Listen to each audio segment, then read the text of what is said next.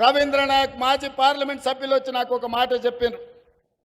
ఒకనాడు లంబాడాలు బీసీలో ఉంటే ఎస్టీల జాబితాలో చేర్పించాలని ఆనాడు ఎమ్మెల్యేగా పార్లమెంట్లో అసెంబ్లీలో రాణిస్తున్న జైపాల్ రెడ్డి గారు మమ్మల్ని పిలిచి చెప్పి లంబాడాలను బీసీలో నుంచి ఎస్టీలకు మార్పించడానికి ఆనాడు ఇందిరాగాంధీ గారిని ఒప్పించి లంబాడ సోదరులను ఎస్టీలలో చేర్పించిండ్రని చెప్పి ఇంతకుముందే రవీంద్ర నాయక్ గారు చెప్పినారు. అందుకే ఈ వేదిక మీద నుంచి కల్వకుర్తి శాసనసభ నియోజకవర్గంలో ఉన్న అన్ని తండాలు గ్రామ పంచాయతీలుగా మారిన అన్ని తండాలకు తప్పకుండా మీ మండల కేంద్రానికి బీటీ రోడ్లు వేసే బాధ్యత, తండాలను అభివృద్ధి చేసే బాధ్యత ఈరోజు ఈ వేదిక మీద నుంచి తెలంగాణ రాష్ట్ర ప్రభుత్వం తీసుకుంటుంది.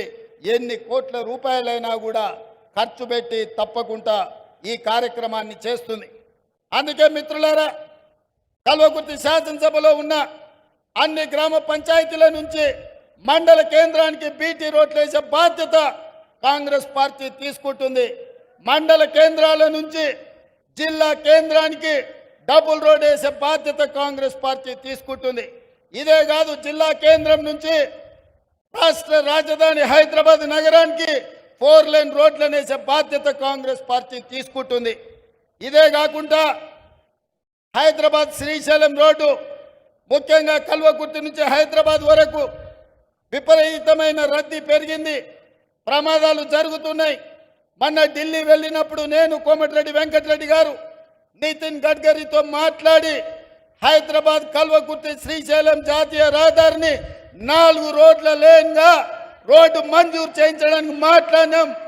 తొందరలోనే హైదరాబాద్ కల్వకుర్తి వరకు 4 లేన్ రోడ్డును అభివృద్ధి చేసే బాధ్యత కాంగ్రెస్ పార్టీ తీసుకుంటుంది. అదేవిధంగా మిత్రులు, నేను చదువుకున్న పాఠశాల తాండ్ర గురించి గుర్తు చేసిండ్రు.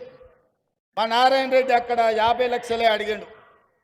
నేను చదువుకున్న పాఠశాల తాండ్ర హై స్కూల్కు 5 కోట్ల రూపాయలు ఇచ్చి అక్కడ పాఠశాలను అభివృద్ధి చేసే బాధ్యత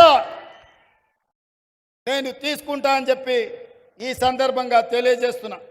అదేవిధంగా వెల్దండ మండలం